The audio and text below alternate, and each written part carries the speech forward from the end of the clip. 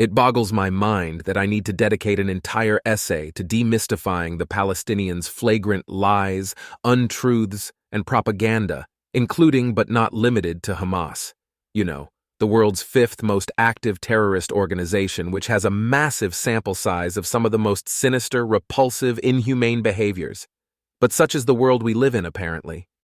NGOs, media outlets, politicians, bureaucrats, and quasi-activists keep citing the Hamas-run Gaza Healthy Ministry as a credible, believable, reasonable source for Palestinian casualties in Gaza during the current Israel-Hamas war, which we have to incessantly remind many in the crowd that Hamas started on October 7th.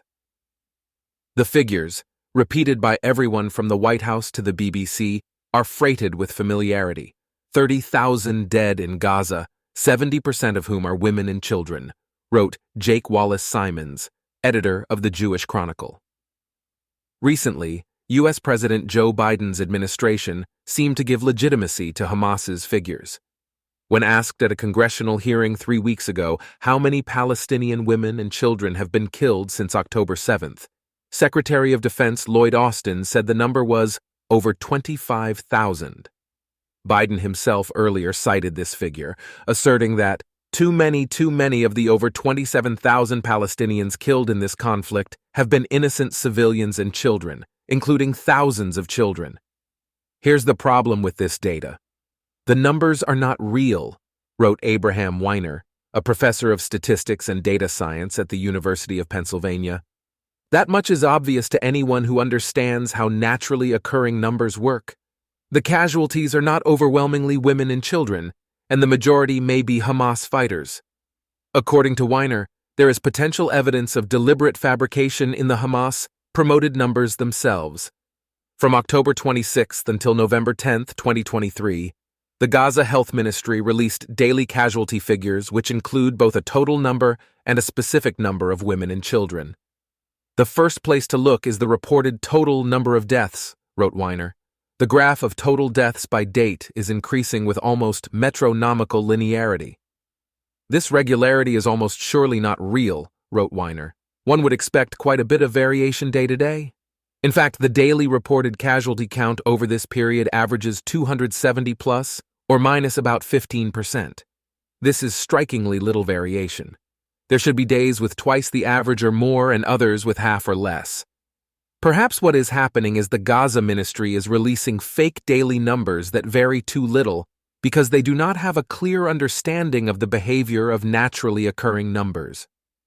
Similarly, Weiner wrote, we ought to see variation in the number of child casualties, which tracks the variation in the number of women, because the daily variation in death counts is caused by the variation in the number of strikes on residential buildings and tunnels, which in turn should result in strong variability in the totals but less variation in the percentage of deaths across groups.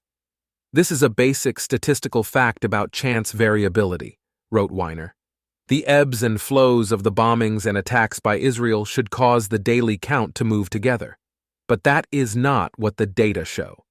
Not only is there not a positive correlation, there is a strong negative correlation, which makes no sense at all. The Gaza Health Ministry has consistently claimed that approximately 70% of the casualties are women or children, a total which is far higher than the numbers reported in earlier conflicts with Israel. Another red flag raised by author Salo Eisenberg is that if 70% of the casualties are women and children, and 25% of the population is adult male, then either Israel is not successfully eliminating Hamas fighters or adult male casualty counts are extremely low. This in and of itself significantly suggests that the numbers are, at best, grossly inaccurate and, at worst, completely manufactured. Additionally, about a month ago, Hamas admitted to losing 6,000 of its fighters, which represented more than 20% of the total number of casualties reported at the time. Taken together, women, children, and combatants. This is impossible unless Israel is somehow not killing non-combatant men, or else Hamas is claiming that almost all the men in Gaza are Hamas fighters. Israel estimates that at least 12,000 Hamas terrorists have been killed. If this number is relatively accurate, the ratio of non-combatant casualties to combatants is unbelievably low. at most 1.4 to 1 and perhaps as low as 1 to 1, compared to the UN's stated international average of 9 civilians to 1 combatant. The issue is not just that Hamas's numbers are intentionally fraudulent, but that Israel is continuously blamed or held responsible for all deaths in Gaza, including when caused by Hamas and other non-Israel actors. To add insult to injury, our social media-driven world produces quick and easy sound bites of information, which are dangerously void of nuance, context, and depth. Never mind that Hamas profusely uses human shields on a daily basis, or that it kills Palestinians in Gaza both purposely and incidentally, or that it groups combatant deaths with civilian ones into one big, round number. And that is just scratching the surface of Hamas's unconscionably manipulative media circus. Ahead of this past Monday's IDF raid against Hamas terrorists at Al-Shifa Medical Complex, where Hamas operates its headquarters, the Gaza Health Ministry called on international NGOs to act as human shields to protect Hamas. In a statement that also accused Israel of deliberately destroying Gaza's health system and violating the Geneva Conventions, the ministry said, "We call on international institutions to immediately go to Al-Shifa Medical Complex to protect it and everyone inside it and prevent the specific Israeli targeting of it." There is no way that the administrators at Shifa did not know Hamas was hiding inside. A top leader of Hamas's interior ministry had an office there. There were weapons caches and safes filled with terrorist money there. This means that they are asking NGOs to be human shields for Hamas. In a reference to international law, the ministry belligerently violated international law.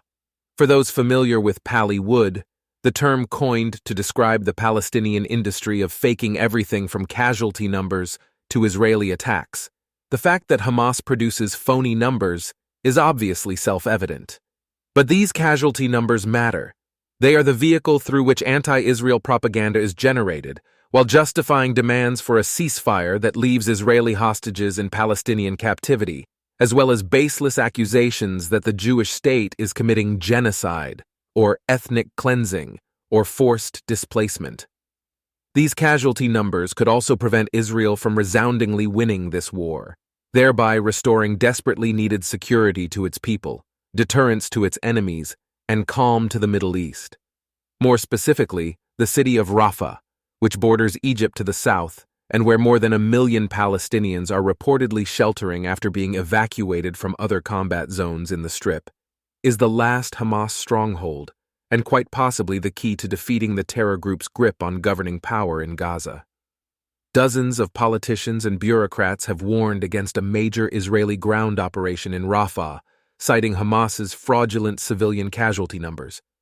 What are these folks essentially telling Israel? You cannot attack Hamas military targets because there are civilians in the way, and they might be killed. But you cannot ask civilians to get out of the way because then they will be displaced. The logical conclusion, said Israeli spokesman Eylon Levy, is that they are telling Israel not to attack Hamas at all. One issue could be that, according to the United Nations, it is dangerous to evacuate civilians from Rafah because the rest of Gaza is littered with unexploded ordnance. In other words, Hamas booby-trapped tons of roads with explosives ahead of the IDF's advance, a strategy to pressure the West by putting Israel in impossible predicaments and weaponizing Palestinian deaths produced by Hamas. The oft-leveled charge that too many Palestinians have been killed implies that a smaller number would have been acceptable, wrote Michael Oren, a former Israeli ambassador to the United States. The history of our previous rounds of fighting with Hamas, each of which produced similar claims of too many Palestinians killed, suggests that no such number exists.